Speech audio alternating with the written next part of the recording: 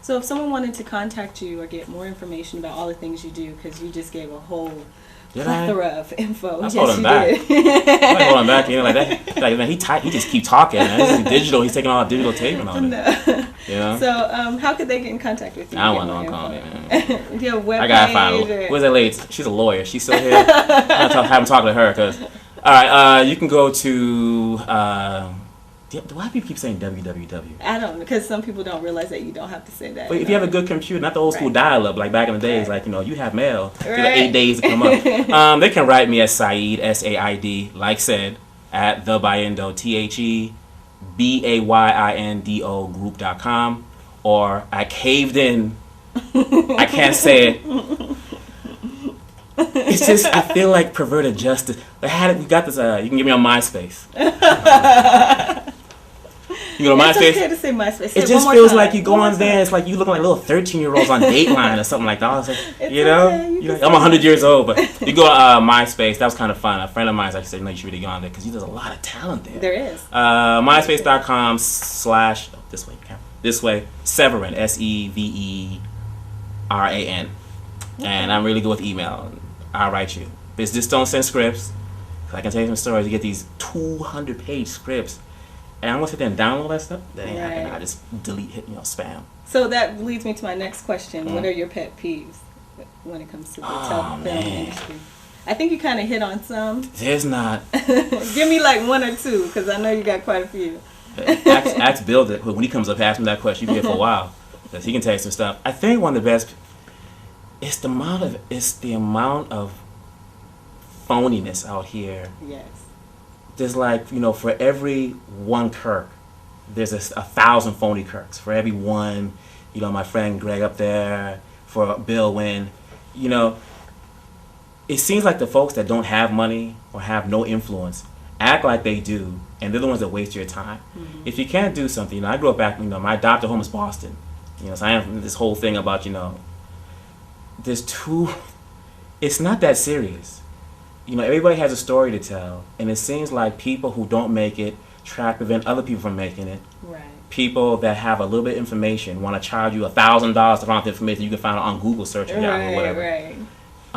And people just don't really understand. Like Tanya said earlier, the lawyer, she had said earlier, people don't really have a team. You have to have a team. Right. You want to have that person who was there when you were like going to the check cashes, or you were like getting money wired from your family. They're not laughing at you. They're not like, oh, you're a failure. They're like, you know what? It's going to happen. Don't give it's going to happen. Right. They'll talk honest to you. You know what I mean? Mm-hmm. And out here in Hollywood, it just seems like, everybody's an actor. When I first came out here, I didn't have a car, so I was taking the bus. And the bus driver had a script. Couldn't believe it. Had it in his little bag. He gave it to me, like, you got to be kidding me. He's like, well, I saw Speed, and I thought, you got to be kidding me. But I think when this pet peeve is just be upfront. If you can't do it, you can't do it. Mm-hmm. If you can do it, let's be fair about it. Don't try to rip me off. Right. Let's be fair. Let's work together.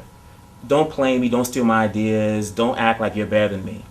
And I think that causes a lot of there's a lot of stories out here. You're in music, right? Mm-hmm. 5 corporations control 75% of the music. Mm-hmm. As the previous host, the previous interviewer was saying earlier, the way the studio system is set up is very difficult to get in, but she says specifically the independent scene now isn't like it was back like when Sundance first started or whatever. Right. Now the independent scene is like, it's low and high concept. You know what I mean? Right. So now there's this big wall. There's more people trying to get in, but there's a lot more people trying to keep you out. Right. So people shouldn't wrap themselves and say, my God, my acting career didn't happen within a year. I'm a failure.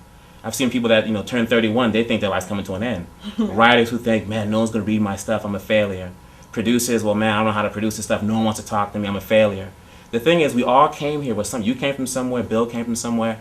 If you came with your education, right, you did 4 years. No one could take that from you. Right. If you did production somewhere else, put that on your resume. But too many people come out here, and it's like you spend half the time lifting them up, giving them value. And it's like, because they're being crushed by these people who they don't know, will never see, and they don't know them. Right. So who cares what they got to say? Go produce your own film. Go, That's right. Do what you got to do. Internet, computer technology. You can do that. You can do labels. And that's the difference between music and film. You go to New York, You know, MC Hammer had his little deal. Capitol Record wanted to sign him. He's like, nah, man, I can make my money out of my trunk. He walked away. You know, Jay-Z did his first album because no one wanted him. Dre, all these problems. Those guys in music, they're like, look, we just go in the studio, do our little thing, and put it out there. Right. Hollywood, you gotta write a script. Then you have to spend like 3 years finding an agent. Then you gotta spend 5 years getting a manager. Then you gotta find, you might find the scandalous readers that charge like $5,000, you know, and they're charging them because they couldn't make it in the business. Right. And there's all these layers, like the credit card, layers of protection. It's like layers of fraud. Right. So again, coming full circle, get a team, know who's with you, and just be honest and be real. Because it's going to come to a point where you have to make this decision. Is this what I really want to do? And why do you really want to do it? Right. Because the fame, okay, there's a lot of work that goes to that fame. People don't see what goes on behind the camera, stuff like that. And make a decision. If you don't want to be a writer, you want to be an actor, then go do that. If you want to leave the business altogether, then do that. Only you can make that decision. But one of the peeves is that people just, they're letting other people define them. So they get headshots after headshots, and they get agent, another headshot, another agent, another headshot. It's like, no, forget that. You have a history behind you. Embrace that. You are somebody. You have an important story to tell. If they don't want to tell the story, you find a way. Get this camera. You find Kirk. You know, whatever. Right. You make the story. Put it out there. Make it happen for yourself. Yeah, because they'll come to you. When it comes to money, this show business, they'll come to you. They will. Yeah, You're absolutely right, and we've seen it time and time again. So. Yeah, but you see it one time though. Right. You know, Blair Witch came out, was big time, and Blair Witch 2 and Crenshaw came out, and was like, you know, what happened? Yeah, well, right. You know, but then that's when you kind of turned it over to them. You let them take it and run with it. Yeah, but that's the that's the problem though. It's like my friend Mom by Day. We put all this work into the pregnancy. We put all this work into carrying the child. Then we deliver the baby and we give it to like, you know, some person we don't know, and we're sitting there saying, man, we're paying to see our own movie, and I thought that person was Asian in the script. Right. Now this person's from Siberia. I don't know what's right. And you know, and I think if I can add one more, because I'm seeing you and talking your vibe, and you didn't get the stuff that she said before I got here, like I owe her money from church or something. But I think one of the things is that we have to value our skills as creative people, whether we're actors or writers.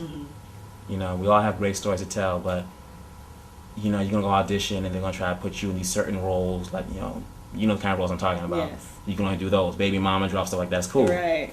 And then you know Hilary Swank's doing this, and you're doing my man left me. I don't like nobody. I don't need no man. Whatever. Right. If you have an idea, go do it. You do neo soul. Put your music out there. Be true to your voice. Be like Prince. Prince left Sony. People were dogging him. He's a failure. Went on Tavis Smiley. Tavis said, well, how much money are you making now? You're not having your hits. He goes, look, if you're making money, you will have hits. Right. But he said we did Diamond and Pearls. We did 500,000 copies at $50 each. You do the math. He said to Tavis. Well, I did the math. I said, go ahead, Prince, do it. I heard that. So there you go. Control your destiny. Control who you are. And be who you are. Wow. Don't let no one change you. That is excellent advice. We thank you so much, Saeed. It was fun. Thanks for putting up with me. No problem. Thank Kirk. He's going to get me down to these things, you know. We enjoyed you so much, and we want to thank all of you at home for watching the Twyman Creative Insider. I was your host, Lonnie Maduro, and this is Saeed, and we thank you. Good evening, and have a wonderful evening. And take Saeed's advice. He has excellent advice. I won't even charge you for it. You make money, I want 10% because I'm going to find this tape from Kirk.